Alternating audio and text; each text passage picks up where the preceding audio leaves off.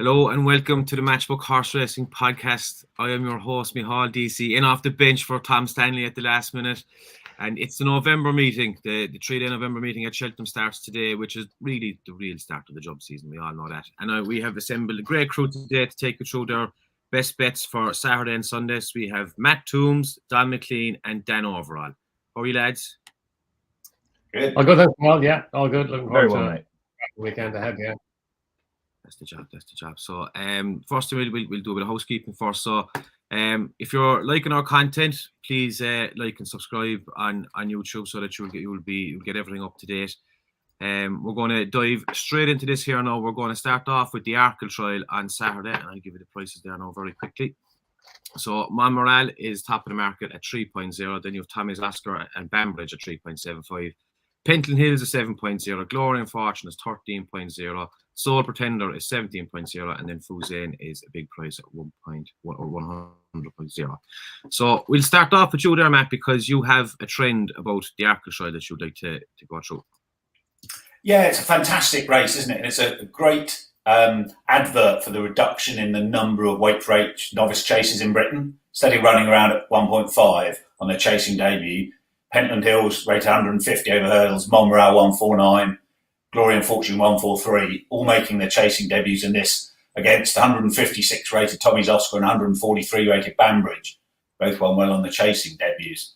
And the experience that horses will get from this is much more akin to the Irish novice chases. And it'll be a big help to those who line up in March. Like at Donn, I'm a big fan of Bambridge. Brilliant on his chase debut, but doesn't look a 2-miler to my eye. So I think that the other two at the front of the market, the two to focus on. With Bambridge and Soul Pretender in the field, there should be a truly run race. Tommy's Oscar jumped well, gave a solid 138 rated yardstick, £17 at Carlisle. Got a racing post rating of 156. So he sets a good standard of 2-mile chasing form.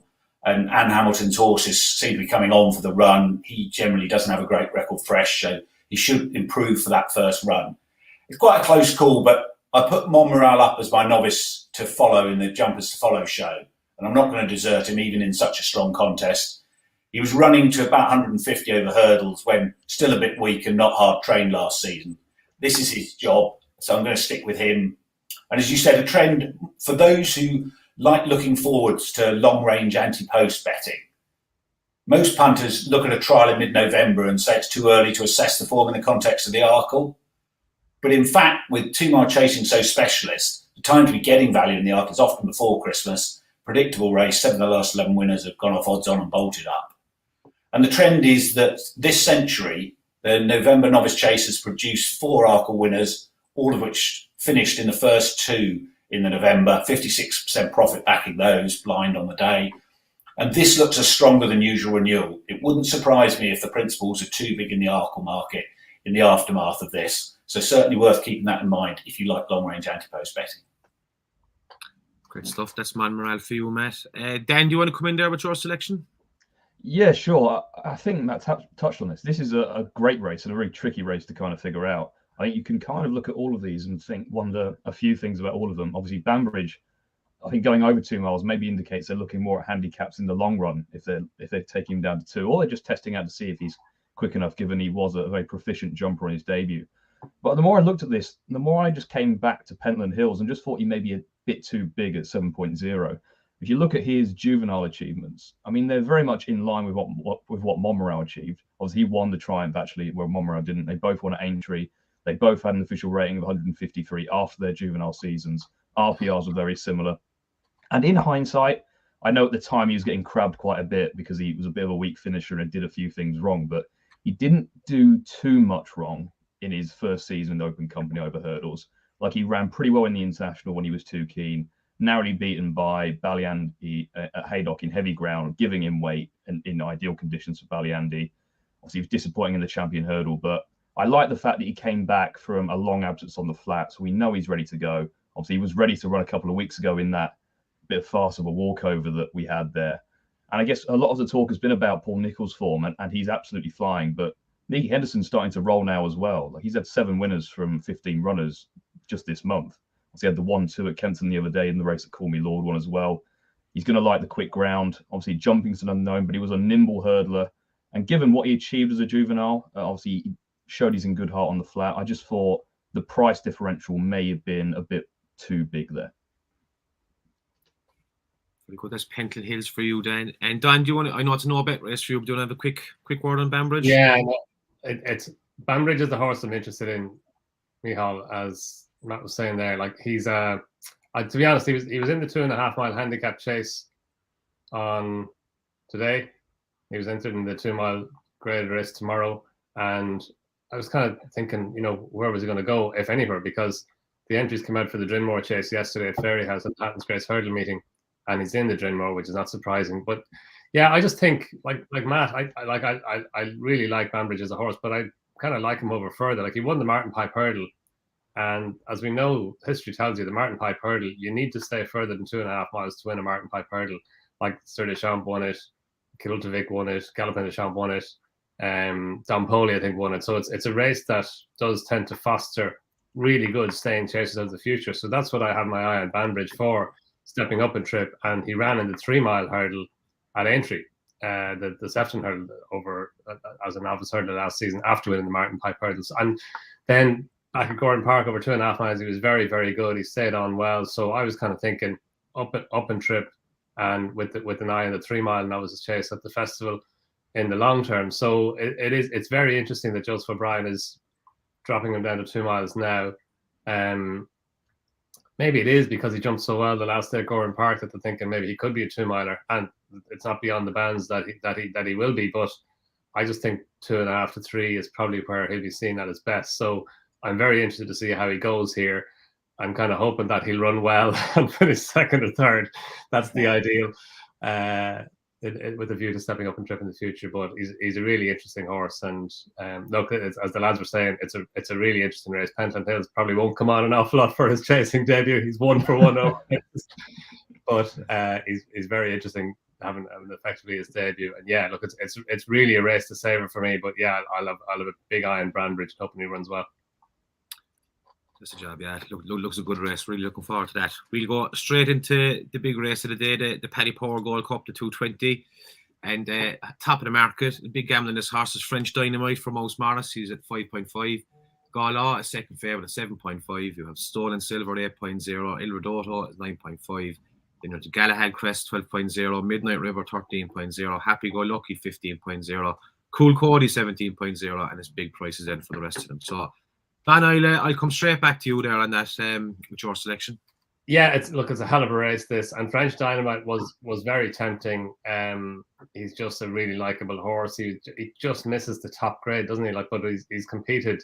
He's taken on really high class opposition. Like his run at Thurles in the Pierce Malone chase, he got the better than that. It was a massive run. He battled on well last time back at Thurles over hurdles when he stayed on well to win over 2 miles and 7. He's just priced up now very defensively. He's a horse who he still could go forward, and as we know from the past, Paddy Power Gold Cup winners can go on and be graded horses. So that's still a potential for him. He's only 7, so to me, he's an interesting horse. Now Salem is very interesting. He was over 2 miles at Ascot the last day and going right-handed and on good ground. If the ground was going to be easier on Saturday tomorrow, then it's forecast to be. Nasalam would have been a big interest. So I think maybe him over 2.5 miles, he has to go left-handed, but on softer ground at some point in the future. Look, you have to love Cool Cody, an 11-year-old back again. But I think Gala is the most interesting at the prices. Like he came back at entry in the Old Rowan Chase last time, and like he's got good novice form. It was his first run for over 600 days. And he made a really bad mistake at the last fence in the back straight, which just when the pace was starting to increase, he was held up as well. I know it was a small field, but he was in behind. And generally on the chase track at entry, you don't want to be too far behind. But he stayed on really well over the last 3 fences. And he was only just beaten 1.5 lengths by Riders in the Storm and Hitman. So that was a big run. And look, it's less than 3 weeks ago. So you have the obvious worry that he will bounce his second run back after a long break. But if he can build on that or even reproduce that, off a mark of 142, if you take out that bad mistake that he made, then it brings him in. On the other side, he doesn't have form at Cheltenham, but he does have good ground. And I think that the lack of Cheltenham form is you can take that into, you can allow for that given its price. So yeah, I think at around about what 7.0, 6.5, yeah, Galah, he's the better. He's a likely racehorse as well. He's only 6. He's only had, I think, 6 runs over fences, so lots of potential for him to improve beyond his mark of 142. Good stuff. And he's your selection as well, Matt. Do you want to add something to that? Yeah, it's a race that's changed a bit. I think it used to be a stepping stone, often for second season chases to graded conditions events, Imperial Commander, Exotic Dancer, Arvik, those sort of horses. And it's unfashionable to run top prospects in handicaps anymore, unless your name's Paul Nichols. This is a bit more of a standard grade 3, or in the new lingo, standard Premier handicap. I often talk about the trends, and Donn's touched on this, but they're only a guide. They don't dictate your analysis. And Garlaw would actually be a real trends buster. He'd be the first winner this century never to have run at Cheltenham. He'd be the second winner this century after Alfroth not to have run in a chase over 2.5 or further. And they go very quickly. It tends to be a real test of stamina at the trip. 15 horses had already won a run over 3 miles or more. But despite that unusual profile, I really fancy him for the reasons Don said. He was dropped £8 to 142 at Aintree. And the bounce factor is always a worry, as Don touched on. But he did get a relatively considerate ride at Aintree, flew home to only go down by a length and a half. It was a great ride from Johnny Burke in terms of being a prep for this. So hopefully reverting to the more positive tactics he employed as a novice should really suit. Well known by now the advantage prominent runners have in these intermediate trip chases at Cheltenham. Jamie Snowden's horse is in good form. Garlaw, mark of 142 that he's still on, looks very winnable. I agree. I think around 7.0 is really good value. Ben, who's your selection? Honestly, I found this race incredibly difficult. Like, I spent probably more time on this race than any of the races we'll be talking about today, and still didn't come away with anything I was too confident on. I think I take the point on Galar. I think he's definitely one of the more interesting ones. Of the others, I think you're looking at a fairly exposed bunch who've been around these races a long time, maybe at the top end of their weight range. In the end, it's a tentative vote for Il Rodotto, just because I thought he had probably more upside than most of these. Look, he showed flashes of what he can do last season. His Newbury win being the obvious highlight, and that race worked out extremely well. But there's plenty of excuses for him thereafter. Like, he was turned out far too quickly in the Henry VIII. Heavy ground at Lingfield and the Grand Annual. You can put a line through those runs as well, as far as I'm concerned. The run at Ayr came after a few of those tough runs in a small field where he's too keen. So the only time we've really seen him in a truly run big field handicap on a sound surface was his best performance by some distance. He's going to get plenty of pace to aim at here. There's an abundance of pace angles when you look basically through it. There's 6 or 7 who can go forward, Cool Cody being the one that I'm sure we'll all think will be up there as well. And Paul Nichols is a bullish trainer at the best of times. And generally this season, when he's been saying a horse is ready to run for his life, he's got it bang on. And he said those famous words again yesterday in an interview on the track. Look, he's only a 5-year-old. He lacks a bit of experience here, and some of the trends would be against him. But I just thought he had more upside than most of these. And in a race where I'm not confident on much, he'd be a tentative selection. Very good. So that's Galah for Matt and Don, and Il Rodotto for Dan. Right, we'll jump onto the 3-mile handicap hurdle next, the 255. And at the top of the market is Shearer at 4.33. Then you have Annual Invictus, big gamble on him, he's 6.0. On the blind side is 7.0. Then you have Paddy on Canoe 7.0. City Ismail 7.0. Fontana Lisi 13.0. And then you're into the big prices. So we'll start off with you, Dan, this time. No, I didn't give the price of your horse. He's actually 21.0. Can you tell us who he is? Yeah. And some may think I've lost the plot here slightly, but the one who really caught my eye in this race was Jatalui for Philip Hobbs and the main man, David Maxwell. Now, obviously, I think that combination will raise some alarm bells for most straight away. With Philip Hobbs, I'd say he's starting to get into form now. He obviously had a double Exeter when Time Hill won. He had a winner at Taunton yesterday as well. So they're starting to come to life. And David Maxwell as well is, for as much as he has his issues, like, he has improved markedly as a jockey, especially compared to when Jatalui was previously running over hurdles. And I just don't think this is a deep race. And if you go back to Jatalui's hurdles form, he hasn't run over hurdles in 2 years, but he now looks extremely well handicapped. Like, he beat West Cork in a novice hurdle. He won a handicap over 2 mile 5 at this meeting 3 years ago, very easily off £1 lower mark than he raced off today. He was then second to third win narrowly off an £8 higher mark than he raced off today at Wincanton, when third win was off 137. Like, he went on to win a Grade 2 and won last year's Pertemps of 141. Look, after that, he went into the point sphere and hunter chases, as David Maxwell's horses tend to do. Fundamentally, despite having some chase experience in France, I just don't think he ever took to the English fences, really. But he still ran with credit. He didn't shape like a horse who was gone at the game. I think dropping him to hurdles now, considering David Maxwell has more promising hunter chasers, is a wise idea. So despite not running over hurdles in a few years, he's now £10 lower, despite really not doing that much wrong. So in a fairly weak race, this is only going to be his 8th start over hurdles. Like, 3 miles on good ground is pretty much ideal. I just thought that 21.0 was a massive price. Yeah, I'll just add something to that as well, that if you go back and watch that race where he beat West Cork, that was at Wetherby in 2019, he actually broke free before that race and ran around the track a few times and then started the race and still won by 5 lengths, giving him over a stone. So he always had a serious engine. I'm fully with you on that one as a win place. But anyway, Matt, do you want to jump in there with your one?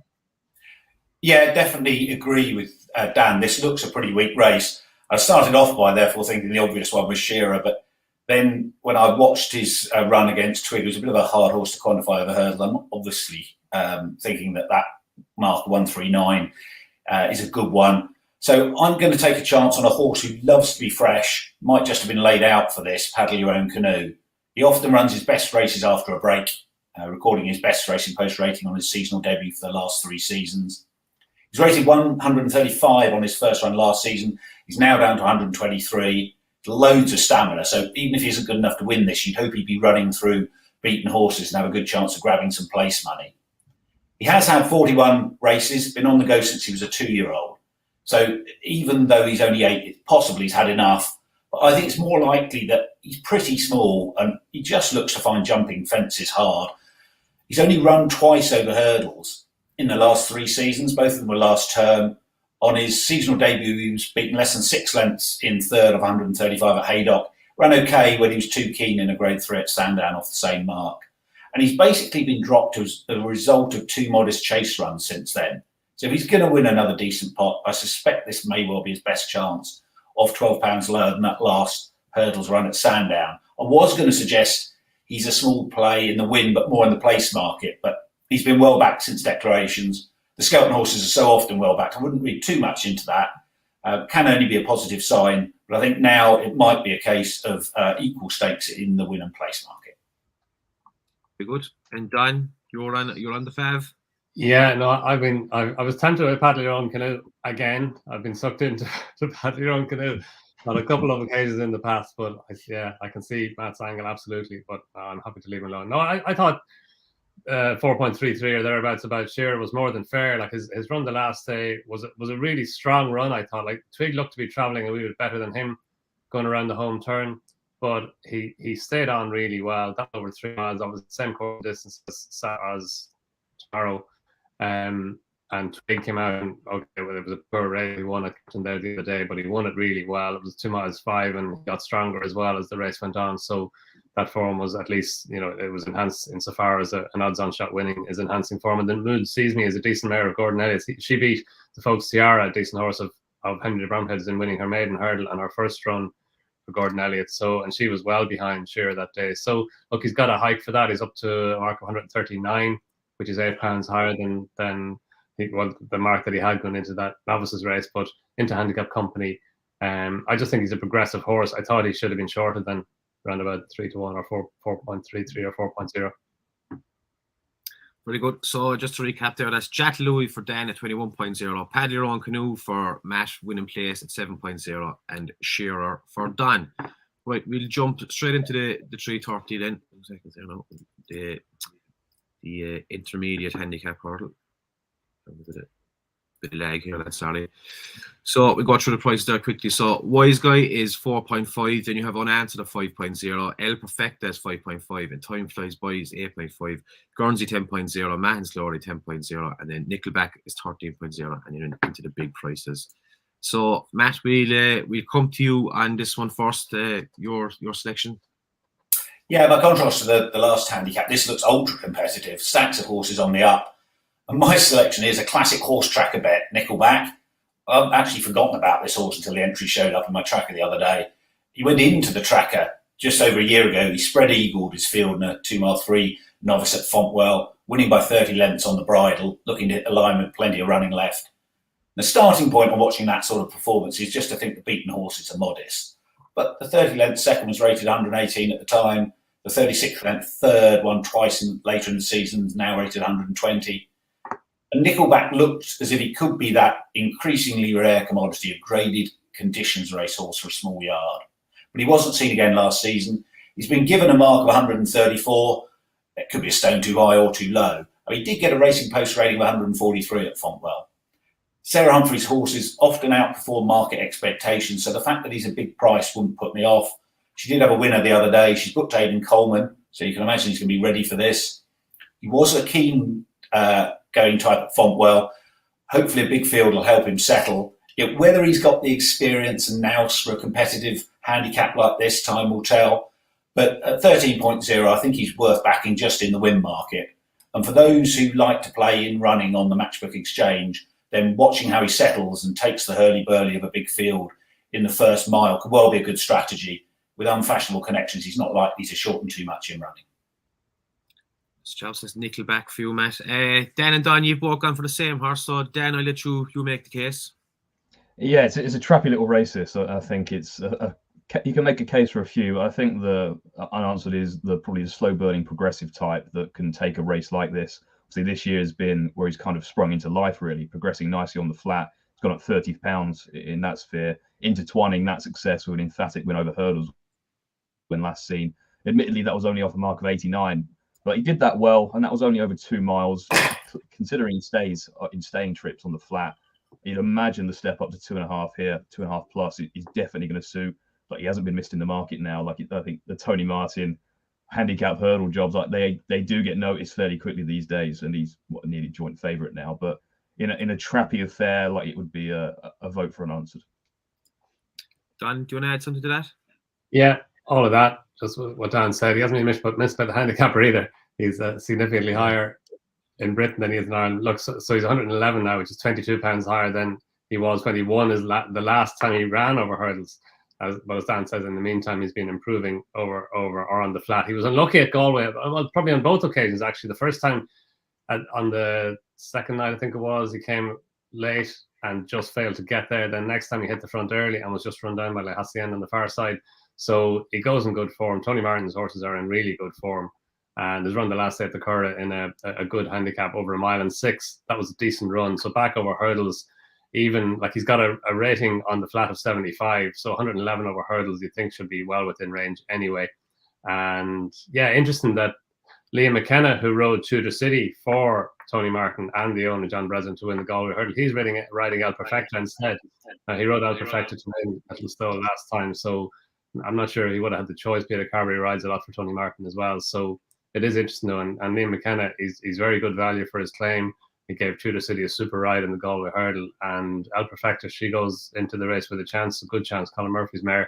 But no, like Dan, I just think unanswered, he's that type of robust horse who continues to improve. The step up, I agree with Dan, the step up and trip to 2 miles 5 should suit him. Even when he won over 2 miles at Punchestown, he was going forward at the end. He finished off his race strongly, and his runs on the flat suggest that he'll get further than the minimum trip over hurdles. So yeah, I think he's pretty solid. Very good. So that's just Nickelback at 13.0 for Matt, and unanswered the Tony Martin Plat Job for Dan and Don. Right, we look into any other Saturday bets, and I'll just lead off on one here now. A horse that was put up on the Jumpers to Follow podcast, Collector's Item, is running in the 3.5 race today. He's John O'Neill horse. I think it was Charlie put him up. An interesting runner. He's up against the William Mullins, Hot Pat Briscoe, and Hermes Allen. And just a little note on John Joe. John Joe is back. If you're level stakes and all John Joe's runners this year, you'll be up 50 quid. So he's having a good season so far. A few big price ones in there as well. But an interesting one to keep an eye on. He's Collector's Item in the 3.30 today. So Dan, do you want to give us your one for any other Saturday bets? Yeah, sure. So heading over to Wetherby at the 153 for mine, a horse called Defi Sacra for Richard Hobson. Now, it's pretty well documented now that yard had its issues last season. Only 3 winners in total, 2 of those from one horse. But the signs this season are far more promising. Already had 2 winners in the past couple of weeks. Lord de Manil, who'd been out of form basically all of last season and before, ran a stormer the other day behind the Milos. Augurs well very much for Defi Sacre, who, like many of Richard Hobson's horses, did just struggle last season. He only ran 3 times in Britain, dropped £10 for that now, £8 below his last winning mark. The season before that, he had been an admirably consistent horse, running really well off marks in the high 120s in decent races. Brian Hughes has got the booking here, 2.5 miles on good ground or his ideal conditions. I didn't think the race had a ton of depth to it. Looking up and down, I thought it was fairly modest. And he's 11-1 currently. So I just thought in an open race where question marks about plenty, I think if he springs back to form, he's very well handicapped. Very good. 12.0, we'll let you off at that fraction of the price there this time, okay? Noted. Yeah, no bother. Matt, do you want to jump in there with your one? Yeah, for me, cashback in the Brown Lad handicap hurdle, the 130 at Nace. There's an obvious theory of backing horses that are much lower in the handicap over one set of obstacles than the other. But often the disparity in ratings because the horse is simply much better over the type of obstacles they're rated higher over, and they can trade too short over the other sort of jumps. But watching Cashback, who's 153 over fences and 141 over hurdles, it almost looks the other way round. He's a really iffy jumper of fences. If you put in a clear round, you fancy him for a grade A handicap chase at 153. He's unexposed over hurdles. His only runs in the last 3.5 years were both last season. An easy win on bottomless ground at Clonmel over 2.5, giving £9 to the then highly touted Classic Getaway, and then getting chinned over 2 miles at Caught by Decent Horse and Irascible. It could be that he wants 2.5 now. Soft ground at Nace will suit. We haven't got prices on this yet, but he's definitely one I'll be looking at backing once we find out what his price is. Yeah. Donn, I presume that's the race you said is a very interesting race that you mentioned there in the dock. Oh yeah, that and all the others as well. It's a hell of a card at Nace. I can get the Fishery Lane Hurdle, Brazil against Field d'Or. You've got Gentleman de May making his comeback, 3-Stripe Life in 2.5 mile beginner's chase. So yeah, it's a good card at Nace, but lots of good stuff for watching anyway. Very good. I'm a big fan of Cashback. You always get an exciting race when you've got your money on him. Yeah. Right, we'll jump into Sunday there. So we have decks running just out for this, and we've very loose prices. But the first one we're going to look at is the Shloer chase. And Matt, you have a trend for that as well. Let's let me get it up there now. If you want to lead off with that. This is one of those what you might call minor 2 mile graded conditions chases that are very predictable. Only one winner so far has gone off bigger than 3.5. So I see it as the straight match the market suggests between Edwardstone and Nubie Negra. Edwardstone gets £3, which leaves him £1 wrong theoretically. And although Edwardstone was a novice last season, both horses are 8. Nubie Negra's only had 2 more chase starts. I wouldn't be assuming it's automatically the case that last season's novice will have the more improvement in him. If anything, I think Nubie Negra's been a bit of a short finisher in top level 2 mile races. May well improve again this season as his maturing helps him see the trip out better. And I think the crucial factor is going to be the ground. Ground was officially good to soft midweek. It's now been called good this morning. Yeah, with Cheltenham's anachronistic policy of not disclosing the amount of watering done, I'll be watching today's racing before betting in this. But providing the ground is anywhere near good, then I'd very much be with Nubie Negra. It's well documented how he needs to be fresh. He's the speed horse. Looking forwards, since its inception in 2009, this is the only trial over course and distance all season. It's been an excellent guide to the champion chase. Shloer runners are 6 from 23 so far, 90% profits backing them blind. All 6 winners have come in the last 9 seasons. Actually, only 2 of the 6 were doing the double. So history suggests Alan King shouldn't be too quick to dismiss the champion chase if Edwardstone is beaten here. But for punters who like long-range anti-post betting, then there can be plenty of value about Shloer runners for similar reasons I mentioned about the November. 2 mile chasing is so specialist, and this is a specialist 2 mile track with so much jumping in the first half of the race. It's logical the form stands up at the festival. Nubie Negra is about 34.0 for the champion chase. I wouldn't put anyone off throwing a few quid at that, as he looks a late maturer in the special tiara mould. Yeah, so just early guide prices for this. These are, of course, very early prices. Edwardstone is about 1.66 and Nubie Negra is 2.5, and it's any price the rest of them. So Dan and Donn, you're both on the same horse here again. Edwardstone is no bet for you, Donn. Do you want to just make the case for him quickly? Yeah, I just thought that he did really well to win the Arkle last year. It was like I was against him all year last year, and he kept on winning. So he proved to be a better horse than I thought he was. Anyway, I think he can allow his run at entry. He probably met a very, very good horse in Gentleman de May, and maybe didn't run up to his Arkle run anyway. And interesting, Alan King was not dismissing the notion of stepping him up and trip at some point this season. So that's interesting. But yeah, I just think back over the same course and distance. Like Nube Negra, I hear all of Matt's points, but I thought he'd be a horse who would be, always best caught fresh. And just in the Tinkle Creek last year, and again at Sandown, and maybe Sandown's the issue because he's got really good form at Cheltenham. But yeah, I'm just happy to be against Nube Negra. But look, it's a no bet race for me. I think it's right that Edwardson is odds on and Nube Negra's odds against. Yeah, and Dan, do you have anything to add there? Not too much. I echo basically what Don said. I would say that Nube Negra's form of winning this race last year is pretty abysmal, realistically speaking. I mean, you go back through that race, Politlog second, who retired a start later after being down the field in the champion chase. Put the Kettle on was third, beating a combined 69 lengths in the next two starts, then retired. And then Rouge Vif was fourth. He's only beat one horse that's completed in his last four starts. So that form is as bad as it can possibly get for a Shloer. I think this fundamentally came down, the pick for me is based on who would I want up that hill in a battle, and there's no question I'd rather have Edward Stone.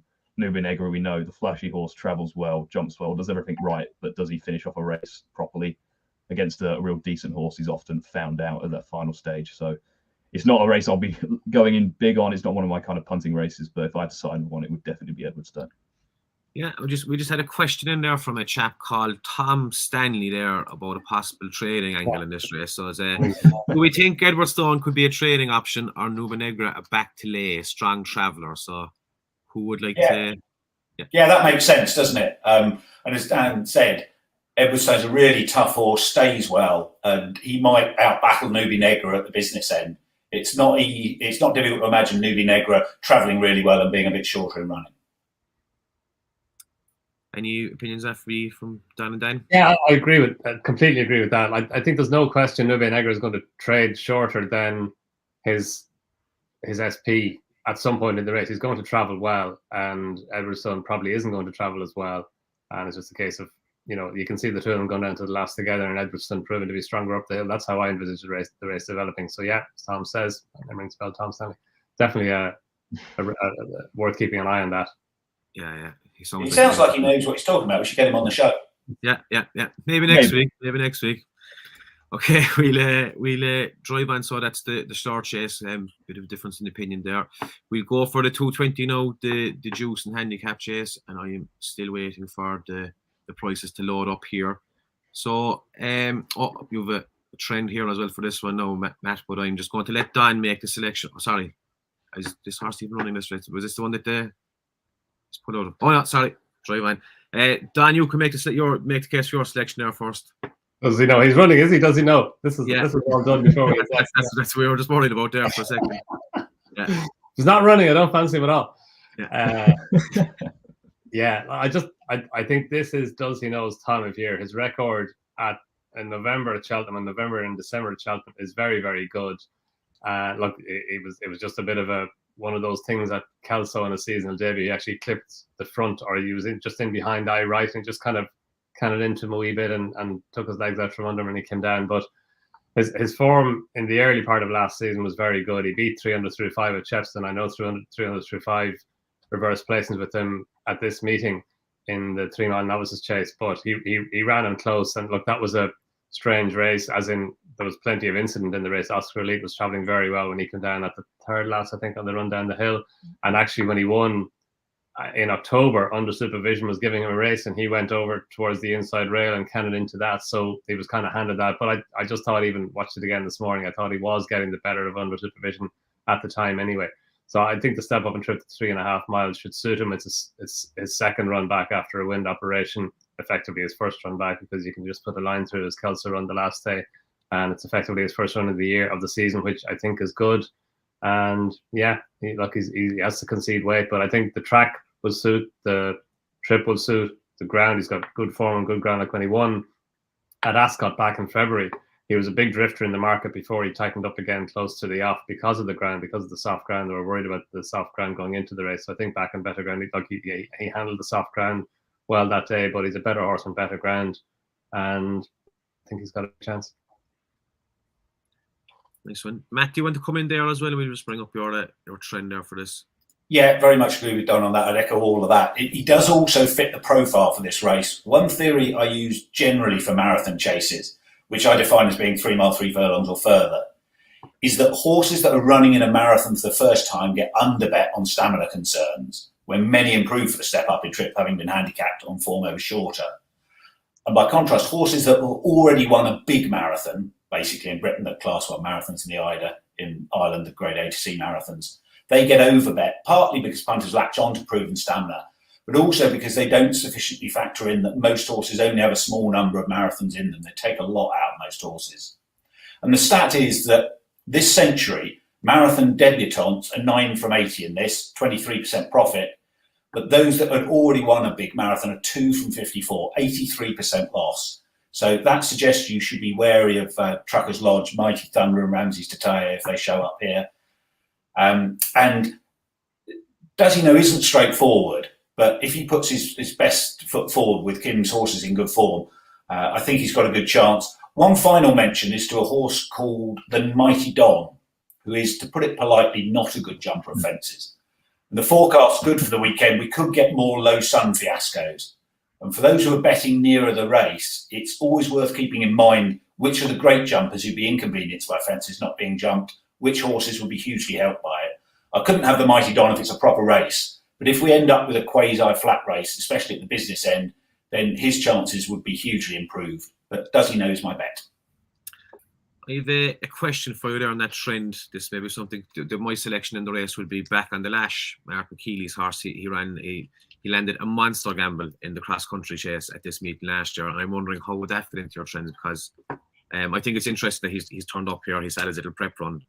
Yeah, I don't actually include cross-country races. They tend to go so slowly in that, by comparison, that it's not a test of stamina on decent ground in the same way. So I wouldn't put you off him on that basis at all. It's just a question of whether this race is his priority or not. Yeah, I think he's priced up about 15.0. I'd say he could go off half of that price if they fancy him and all. It was a huge gamble on him last year. Dan, do you want to come in with your selection in this? Yeah, perhaps I'm just chasing after the pain of the Ultima, because I was very bullish on Fantasticas for that race, and it was a very painful experience watching him not be able to go with the front few as they quickened up that day. But putting the pain and the tears to one side from that day, he actually ran pretty well, like all things considered, considering this is his first go in a proper race of that nature. Just couldn't go with the leaders, I say, when they pushed on. But the Ultima, we know, is a deep race. You look at the horse he finished close up next to, T-Clipper being one. He's run very well the last couple of times this season. Our Power was bang there as well. Obviously won the other weekend. Noble Yeats throwed on further back. So in terms of depth, I think there's no competition between the Ultima and this race. I think he's actually stood up pretty well for this race. It's better than I thought it would be. Maybe I'm just hoping he's still handicapped well enough to win a race like this Fantasticas. I think he can make excuses in the Scottish National last time. Went very well fresh last year. Maybe the ground would be better if it was on the slower side, but the yard tend to have him ready for this. I think this kind of test will suit, and I'd be disappointed if a race like this, maybe not one of the upper echelon, not handicap chases off a mark 142, wasn't within his range. Great stuff. So that is, does he know for Donn and Matt, and Fantasticas for Dan, and I'll be having a little value bet on Back on the Lash. So we'll jump on now to the next race, which is the Greatwood Hurdle, 255, and Willie and Emmett Mullins have this race by the balls. Thousand Tears is the favourite at 5.0. Then you have Dad's Lad at 6.5. Sangino for Paul Nicholas at 7.0. I like to move it for Nigel Weston Davis, 9.0. Gin Coco has turned up here instead of the novice race, 13.0. Nina the Terrier is 13.0, and it's big prices than the rest. So Dan, I'll come back to you there. Do you want to take it away with Gin Coco? Yeah, I'm delighted they've gone here and not the Supreme Trial. Obviously, he's a novice at the end of November, and all the vibes seem to be that they were going to take the conservative route of just sticking him into novice company. I'm really happy they've gone here, because I think he's got scope of mark 131. So he's extremely lightly raced still, only 4 starts in the UK and Ireland, 3 of those for Harry Fry. He should have landed that gamble at Punchestown at the back end of last season. I think it was just inexperience perhaps that caught him out that day. He hit the front going well and just didn't pick up, whereas some of the closers and just stayed on pretty well and did him close home. Had a nice prep run at Newton Abbot, taking up the running there on an early stage because nothing could give him the lead. He was just much too superior. And I almost quite like the fact that a loose horse gave him a lot to think about that day. Like, he kept running in front of it. It was like that loose horse had been planted there by bookmakers to upset him, because he was 1-3. And you couldn't actually make up a more disruptive path for a loose horse to take. But despite that, he overcame it, won it very comfortably, perfect prep run. Like, I think he's a horse that's held in quite high regard. He was favourite for the Welsh Champion Hurdle before being a late runner due to the quick ground.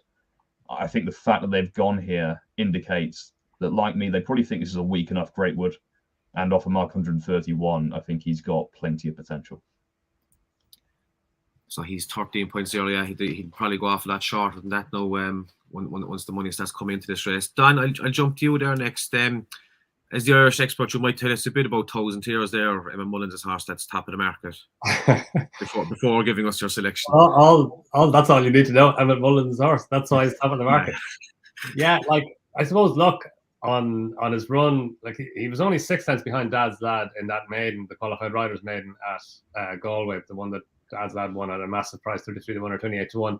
But yeah, like, it's the Emmett Mullins factor, isn't it? Like, he's not a 4-1 shot on form, and you know, we just know with the shunter 2 years ago in the Paul Byrne colours as well, he's brilliant. Emmett Mullins at targeting a horse at a race, so I never know what to do with that. You know, how you factor that into your calculations. My default position is ignore it, as in leave it alone, which has it hasn't been a profitable strategy on many instances in the past, but you couldn't really back him on form. You could back Dad's Lad on form. That was that race that he won, the maiden, the qualified riders maiden, that's his only run on the flat. But he's been in really good form over fences, including going to the October meeting and winning there.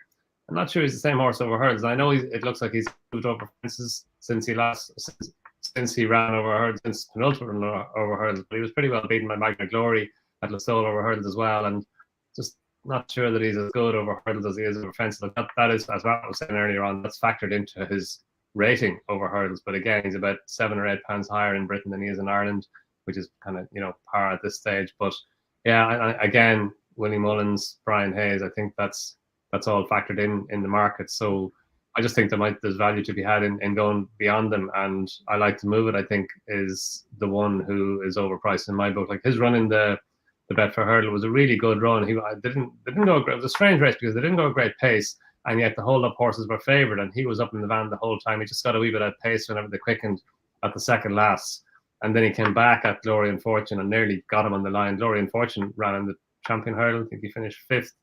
First Street, who was 3rd, he ran a big race in the County Hurdle.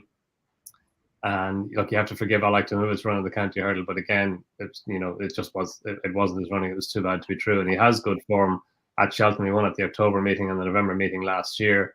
Now, obviously, they weren't deep races, but he still did well to win it, to win both.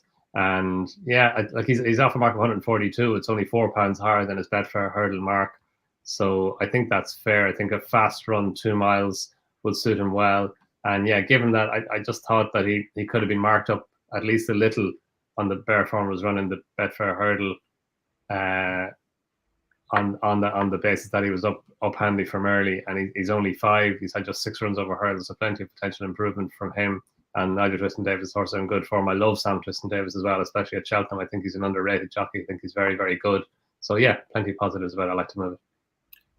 I suppose if you're looking at the Emmett Mullins horse, just keep in mind that the runner he had in Doncaster last week teed up. He drifted a lot in the morning and was backed on the show.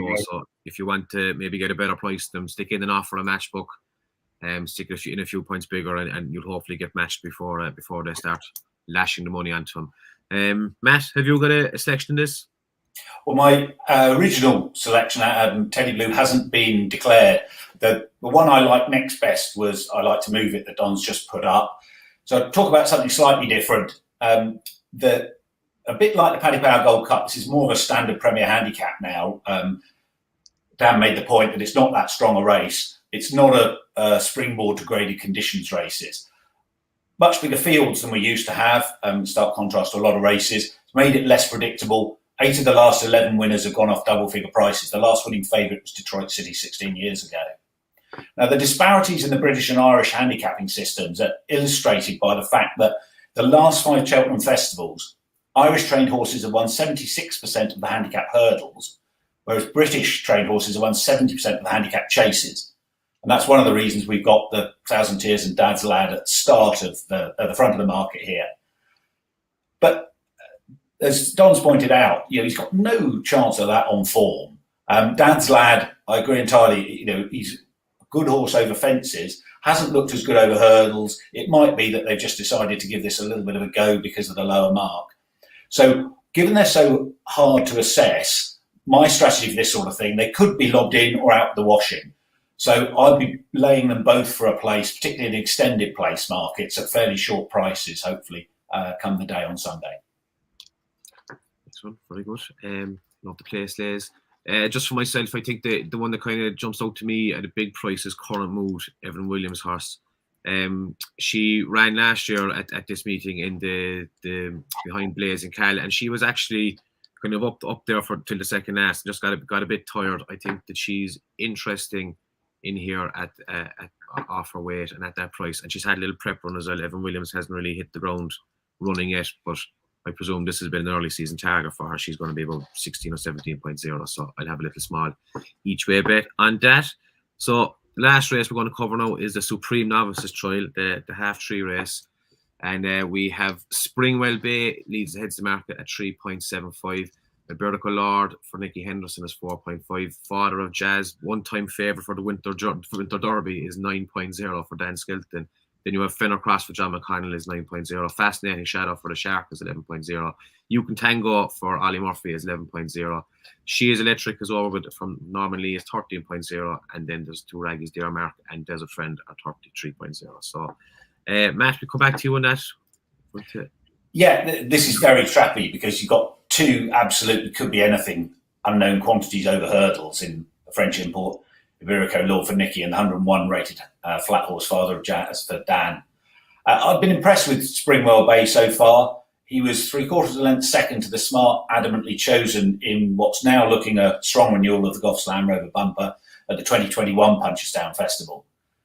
He bolted up in a weak-looking bumper on his only start last season for John Joe, off nearly a year, very keen, and they crawled on his hurdling debut at Carlisle last month. And the bare form was really quite ordinary. The runner-up was only a decent second, admittedly the pair clear at Market Raisin yesterday. It's the visual impression that Springwell Bay has made that impresses me. Yeah, it's early days. He looked like he had a bit of class about him. So it's a no-bet race for me, given I can't really assess Iberico Lord and Father of Jazz. But Springwell Bay is definitely one I'm keeping an eye on. Yeah, Dan, do you want to give us your selection? Oh, sorry, you've no selection, have you? Yeah, there's no. No, it's just as Matt just alluded to, extremely trappy race. Some extremely hard to quantify horses in there. I literally had Gin Coco down, would have been a selection here, or the Greatwood. I'm happy he's gone to the Greatwood, to be honest, because this race there could be anything lurking in here. Yeah, and Don, you like Fenner's Cross? Yeah, again, I'm not sure he's a bet. Micheál, for all the reasons the lads outlined, and have to agree with Matt on John O'Neill's horse. Like he did look very good and quicked up well off a slow pace the last end. That front finished nicely clear. He's obviously a well-regarded horse. But no, I just like the way Fenner Cross did it the last day at Cheltenham. And again, it's another race in which it kind of fell apart a little bit. Petrosian fell at the second last flight on the run down the hill and hampered the favourite in the race, Twin Jets, as well. So not badly. Now I think Twin Jets was probably wouldn't have beaten Fenner Cross anyway, the way that Fenner Cross went to the line. And then you had on V, Gordon Elliott's horse on the shifter slipped up or clipped heels on the run to the final flight. So it was a kind of a messy race. But at the same time, Fenner Cross couldn't have done much more than he did. He stayed on really well and seemed to get stronger up the hill. That was only his second run over hurdles as well. And he's a horse who did progress on the flat. He stepped up and tripped from 7 furlongs to a mile, and he improved from that. And then he stepped up again to 1.5 miles in middle distance, even 1.5 miles at Down Royal on his last run on the flat. So I just think he's a horse going the right way. And John McConnell had a phenomenal October meeting at Cheltenham. I think he had 3 winners, including Fenner Cross. So yeah, I just like him. I think he can maybe outrun his odds by a little bit.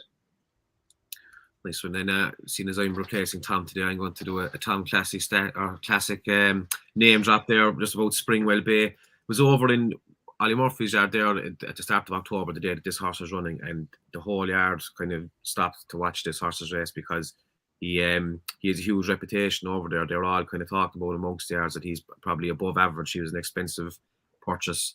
So I'm very interested to see how he goes. There was one that kind of went into the track that day. I'd never heard of it before, but they were all very interested to see how he was going to run. He won very well.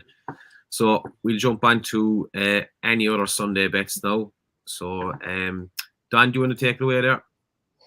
Yeah, look, again, no more than nice. Tomorrow, the card at Navan on Sunday is a phenomenal card, including the Lismullen Hurdle, the race in which Flooring Porter fell at the final flight last time when I think he probably would have won. It's up for debate, though. But look, good to see him back. Cyr de Berle is up against him again. And I think Zana here is depending on how they bet, but I think he could be the one here. Like Flooring Porter, we know that he's building towards the Stairs Hurdle, and Zana here, I think Gordon Elliott said the Stairs Hurdle is going to be the plan, or at least stepping up in trip. But this 2.5 mile trip could be a good trip for him for now. I mean, he's a Triumph Hurdle horse, and Triumph Hurdle horses often get further than 2 miles. And even last year, he was given Epatante a race at Aintree when he came down. So I think I'm looking forward to seeing him over 2.5 now in this company, and with the potential to step up in trip as the season progresses. So yeah, depending on how they bet, though, I think Zana here maybe might be a wee bit of value against Flooring Porter. Yeah, and he's in the 155 Navan on Sunday. So Matt, I'll come to you then. You have a horse with a trend to back it up as well. Yeah, this is the 3 mile novice chase, the 110 on Sunday at Cheltenham. And one theory I like to use in novice chases at this time of the year is the value of chasing experience versus pure ability. As a rough rule of thumb, the shorter the trip, the more pure ability counts. The longer the trip, then chasing experience becomes a bigger factor, and that tends to be underbet. This is a pretty attritional contest at the start of the main season, so early in most chasers' careers. The stats are that this century, runners with 3 or more chase starts are 7 from 38, runners with 5 or more chase starts are 5 from 25. You've made about a 50% profit backing both. And with chasing experience counting for a lot and tending to be underbet, I'm siding with Mr. Coffey, who was backed off the boards to the Kim Muir of 137. He looked clumsy up until then, but he ran an excellent race to be 2.5 lengths second there. Would have been closer, but for a mistake at the last. He's now rated 140, and his aim is the Grand National. The cut in the last 6 Nationals has been between 142 and 145. So Micheál will want to get him up a bit in the handicap, well incentivised to be winning here. And as Dan was saying earlier, Nicky's horses, he was talking of only just getting the winter horses out the start of the week, but they've done really well. And Fantastic Lady, who was unproven at the trip, saw out the 3 miles powerfully at Market Racing yesterday, suggesting that Nicky's horses are forward enough for the time of year. Mr. Coffey's won on 3 of his 4 seasonal reappearances. So hopefully he'll be fit enough, and hopefully he's a good bet here. That's great stuff. So that's Mr. Coffey in the 110 at Cheltenham on Sunday. Then your Sunday bet is your best bet, so I'll come back to you there on that for a second. Just to do another bit of housekeeping here, lads. So we just want to have a quick touch on the welcome offer. So if you haven't got a matchbook account and would like to open one this weekend, our welcome offer is a £30 welcome offer, money back as a free bet if your first bet loses. So open up an account and use the bonus code INSIDES30, place your first bet, and if it's a loser, you get your stake back as a free bet. Right, so the next thing up then is our best back to lays for the weekend. So Tom, I'll actually just give a mention here to Tom. Tom had 2 horses as well for Sunday. 3 Card Bragg at 2.0 or bigger in the 120 at Navan, and Flame Bear at 4.0 and the 12.45 at Navan. Don, do you just want to have a little mention of Flame Bear there, because he's been a bit of a talking horse for the last couple of days since the stable tour. Yeah, I know. Look, he's a really exciting horse. He was with Pat Doyle last year. Was very unlucky at either Navan or Naas. Not sure which. I think it was Naas when he kind of got shut off on the rail. I think it was Braun won the race.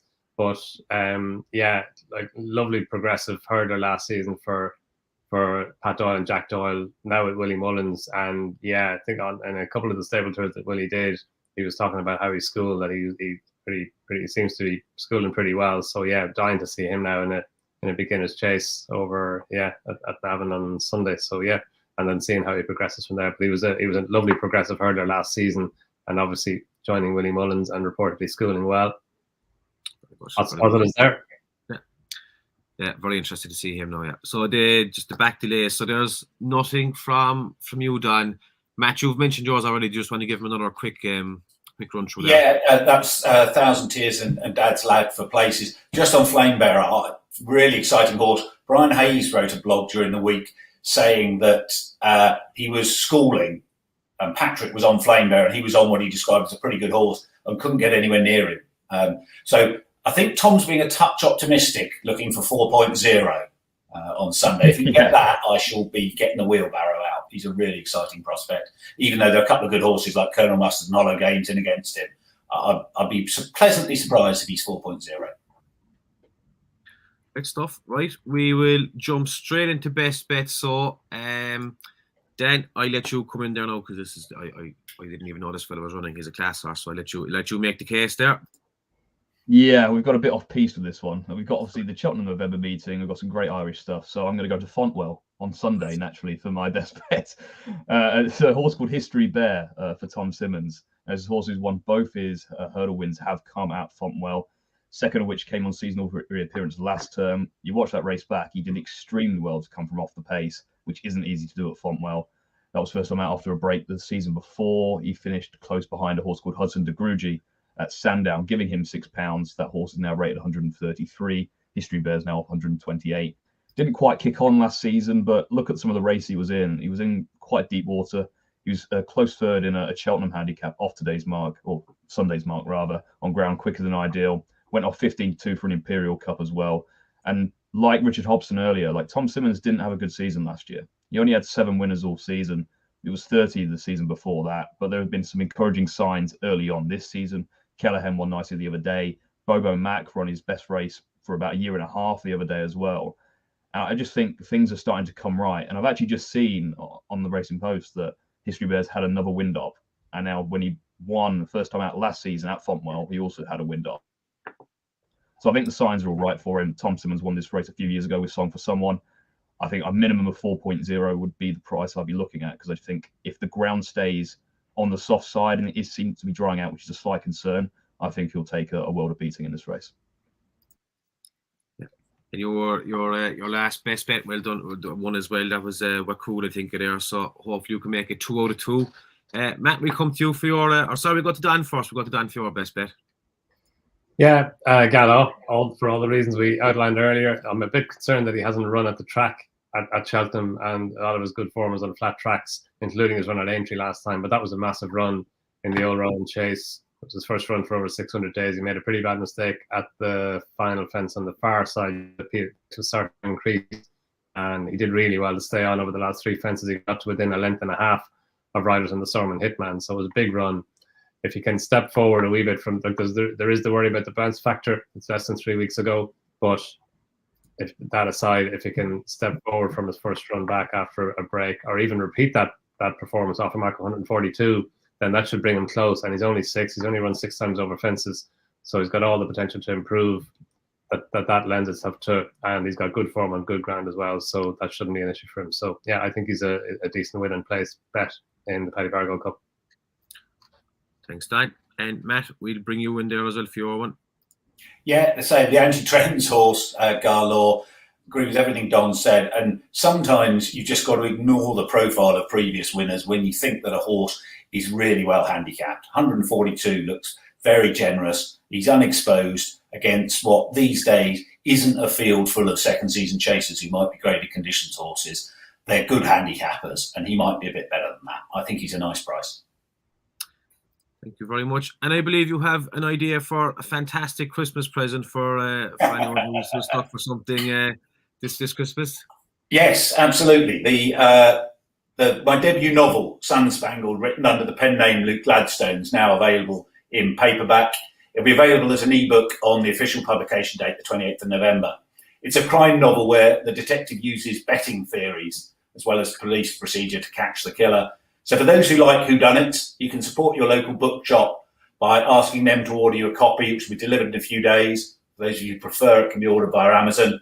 And as Deasy says, for those who don't like whodunits, bear in mind it can make an ideal Christmas present for a distant relative you quite like but can never think what to buy for. Great stuff. Thanks very much, Matt. Okay, I think we are done, lads. Thank you very much. We hope you enjoyed the pod, and I hope you're back for winners over the weekend. So thanks, Matt. Thanks, Dan. Thanks, Don. And thank you for watching. We'll see you next Cheers, week. boys. Go well.